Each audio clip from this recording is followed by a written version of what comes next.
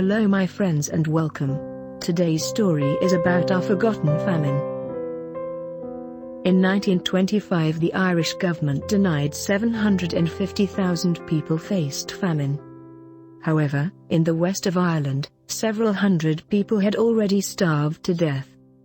Decades later, unearthed state files revealed the details of yet another disturbing cover-up. In the early 1920s Ireland was in a ruinous state. The War of Independence, the Civil War, and an economic depression were taking their toll on society. An internal government memo of November 1924 painted a grim picture. It said, "In industrial and commercial occupations some 47,000 are unemployed, in agriculture probably 40,000. Business is languishing. Bank deposits are diminishing. The national trade balance is adverse." The governing party were Famine, a political party in the Irish Free State, which formed the government from 1923 to 1932, and who are unfortunately still in government to this very day. In 1933 it merged with smaller groups to form the Fine Gael Party, a party that has ever since brought scandal and corruption onto the Irish people. A long list of corruption spanning 100 years, in which this story was only the beginning. Famine Gael were committed to bringing the country back onto an even keel. However, this led to one of the darkest of the many dark chapters in Ireland's history, when they attempted to cover up extreme levels of starvation among large numbers of the population. The government plan was simple, and will resonate with many today: extreme austerity. Their unjust and evil method, that they continue to use for almost 100 years. A highly ultra-conservative party, they were committed to trickle-down economics, seeing large farmers as the engine of the economy. Therefore they tried to cut the richer farmers' tax and costs, while also reducing government expenditure, regardless of the social cost. As they do today with their support for vulture funds and big business. In 1923, they supported these farming interests in a vicious labor dispute that saw wages slashed by 16%, and the 7-day working week reintroduced. In 1924 Finance Minister, Ernest Blythe, cut the old age pension by 10%, something that would haunt the government for several decades. However, worse was to come. The harvest in 1923 and, in particular, 1924, was nothing short of disastrous. The weather, while not particularly cold, was unusually wet. Crop yields collapsed. The potato, still the main food source for many rural poor, rotted in the fields. Fodder was impossible to find and animal stocks died in large numbers, from hunger-related diseases. To compound this crisis, it was not possible to dry out turf, the main fuel source for the rural poor. As 1924 drew to a close, hundreds of thousands in what were known as congested districts, the most impoverished areas, were in dire need. The Freeman's Journal illustrated the depths of the crisis, when reporting from Connemara, one of the worst-hit regions. 75% of the people had now no potatoes. Their chief diet for the last 2 months, and the harvest prospects were never worse in living memory. As early as the 20th of August 1924, the Meath Chronicle reported that there were famine conditions which are imminent and as bad as 1847. Through the early autumn, local and national newspapers were littered with similar predictions of mass starvation. These dire predictions of starvation were not just the work of newspaper editors, prone to sensationalism.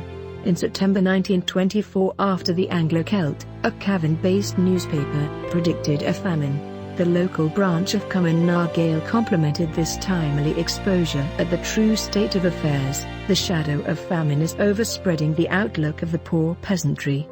By October, people in Connemara were reported to be surviving on seaweed and shellfish. Even though the government voted through £500,000 in aid, the crisis continued to deepen, and by early January 1925, the worst predictions began to materialize in the west of the country.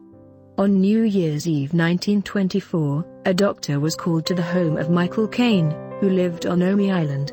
Arriving at the house, the physician found Michael was lying on the stone floor, near a small turf fire. His emaciated face showed only too plainly the cause of his illness. The man was starving and too far gone to benefit from medical attention. 2 children, aged 3 and 2, were lying by the fire trying to keep warm. They too were weak, for want of nourishment. Michael died 2 days later in Galway Hospital, from typhoid, his body too weak to resist. He was not the only casualty. In January and February, newspapers in Clare and Galway reported the deaths of over 10 people, predominantly children, from starvation or starvation-related disease. Harrowing accounts of desperate poverty filled newspaper columns.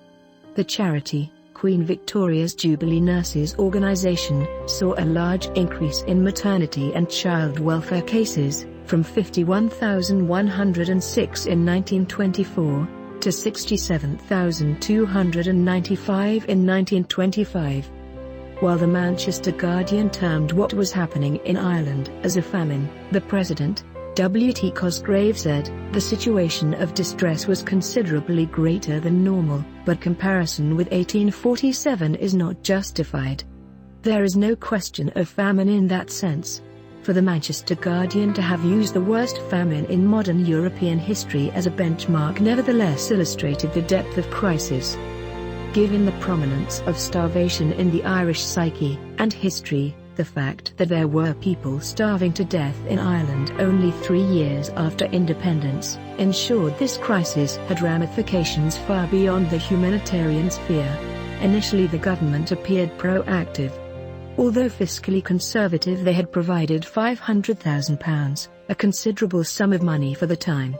They also began to ship coal supplies into the west of Ireland to replace the saturated turf. They publicly released statistics predicting that 153 townlands across 8 counties, Cork, Kerry, Galway, Cavan, Donegal, Clare, Leitrim and Sligo, were in distress and generally impoverished. However, in early 1925 their approach began to change, when the crisis attracted international attention. English newspapers began to carry articles outlining the nature of events in Ireland. In the following months it was carried around the world. By April it was receiving prominent attention in the Soviet Daily Pravda. However, it was the Manchester Guardian that carried the most detailed reports, which claimed around 750,000 people were starving. Prior to February 1925, the government, while denying the worst excesses, acknowledged they faced a severe crisis. On February 7, the Ministry for Local Government claimed, not one instance had the ministry received information of actual starvation or famine, but added there was acute distress. This was untrue given the press had carried numerous stories of death during previous weeks. However, on February 13, the government's position shifted dramatically. Speaking in the Dáil, the Minister for Agriculture, Mr. P.J. Hogan, ludicrously asserted, "There is no abnormal distress in the West this year. I say that definitely and deliberately. There is always distress in the West, but the distress this year is not particularly unique. There is never real famine in the West, unless there is a failure of potatoes, and there was no failure of potatoes this year." Hogan's claim was not only at odds with media reports over the previous 6 months but also with his own colleagues.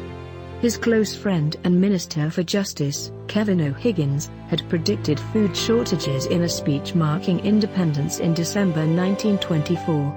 On January 31, the President, W.T. Cosgrave, wrote a memo to the editor of the New York Evening World, saying, he believed that the crisis in the West was so severe that it could not be met by perennial relief measures heretofore adopted. Finally, his own Department of Agriculture was well aware of the extent of the crisis. Later in 1925, the Departmental Secretary, F.J. Merrick, reflected on the 1924 potato crop as practically a complete failure. Hogan was not the only one to ignore the suffering and starvation of the population. No one in the Dáil challenged the minister's assertions, not even the leader of the opposition, the Labour Party's Thomas Johnson. Indeed, despite the fact that there were numerous cases of deaths and widespread reports of destitution, the topic of starvation or distress did not dominate political debate in the following weeks. When the topic was discussed, the government was almost hostile. During a debate in March, which discussed distress in County Clare, where cattle herds were dying in large numbers, Hogan again denied any great crisis. On this occasion he blamed the electorate of Clare for electing poor local politicians. Later in 1925, as international attention waned, the government returned to its earlier position of acknowledging acute distress in certain areas. The incident that triggered this callous and dangerous Ireland cover-up was almost certainly a telegram received from the US on February 11. The cabinet received the telegram with a cover note from James Douglas, a member of the Senate and a prominent Irish businessman. The telegram, from the editor of the Boston Globe, was seeking official clarification on whether there was a famine in Ireland. Douglas added his opinion that the present propaganda in the United States, alleging that there is a famine, will do great harm to our credit in every way unless it is countered. This appears to have been decisive. Concerned with the interests of large farmers and their emerging new state, this fear of international rebuke touched a nerve with Irish politicians. After only 3 years of independent rule, they were nothing short of hypersensitive about the country's international image. When faced with a choice of downplaying the starvation or risking their international reputation, the choice was simple for the politicians of Cumann na Gael. Individuals like P.J. Hogan lived in a world apart from those who were starving. He belonged to a different class, the same class that rules Ireland today. He believed an ordinary farmer to be a 200-acre man, which to many of those starving was a vast farm. His government colleagues had already been heaping a disproportionate economic burden on the rural poor. Their indifference was seen in the budget of early 1925 when, amid a chronic fuel shortage, they taxed blankets. In this light, when the starving poor were pitched against Ireland's reputation, the choice for Cumann na Gael was relatively simple. The denial that the country was in crisis was simple, but had serious ramifications. As the government oscillated between denial and acceptance, there were no coordinated and effective solutions offered, and the crisis continued through the first half of 1925. Private relief funds struggled to raise large amounts of money, while the government denied there was a problem. On June 6, the Irish Times reported, "Destitution and sickness, worse than it had been during the previous winter." The same day the Anglo-Celt stated, "Should the unseasonable weather continue, there is nothing for the country but a famine, and it would be criminal to disguise the fact." However, in the Dáil, the government, while increasingly acknowledging there was a crisis, argued it was exaggerated. Ultimately, Ireland was saved from a full-blown famine in later 1925 and 1926, but definitely not by government action. Instead, a greatly improved harvest in the autumn of 1925 saw the plight of most of those at risk improve slightly. In the following years it was not only the politicians who were happy to see this dark chapter forgotten. A journalist with the Connacht Tribune, in 1925, noted how the poor people conceal their poverty, sometimes even from one another. They reveal a strange mixture of pride and fatalism. This pride may explain why the victims of arguably one of the greatest crises since independence did not want this chapter of our history given prominence. And that, my friends, is another chapter from Ireland's dark history, where it has an uncanny habit for repeating itself, and no one knows why. Thank you for watching, and goodbye for now.